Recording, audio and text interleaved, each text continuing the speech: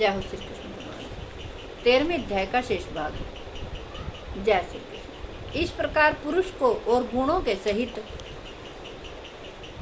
जो पुरुष नष्ट होते हुए भी यह चराचर भूतों में सब में परमेश्वर को नाश रहित और समभाव से स्थित देखता है, वही यथार्थ देखता है।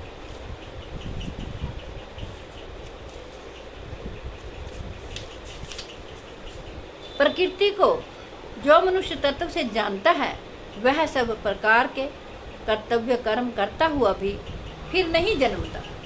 श्री कृष्ण भगवान कहते हैं, उस परमात्मा को कितने ही मनुष्य तो शुद्ध हुई सूक्ष्म बुद्धि से ध्यान के द्वारा हृदय में देखते हैं, अन्य कितने ही ज्ञान योग के द्वारा और दूसरे कितने ही कर्म योग के द्वारा देखते हैं अर्थात प्राप्त करते हैं। परंतु इनसे दूसरे अर्थात जो मंद बुद्धि वाले पुरुष हैं वे इस प्रकार ना जानते हुए दूसरों से अर्थात तत्व के जानने वाले पुरुषों से सुनकर ही तद अनुसार उपासना करते हैं, और वे शरणपरायण पुरुष भी मृत्यु रूप संसार सागर को निसंदेह तर जाते हैं। हे अर्जुन, यावन मात्र जितने भी चराचर संगम स्थावर जंगम प्राणी उत्पन्न होते हैं उन सबको तू क्षेत्र और क्षेत्रज्ञ के संयोग से ही उत्पन्न जान।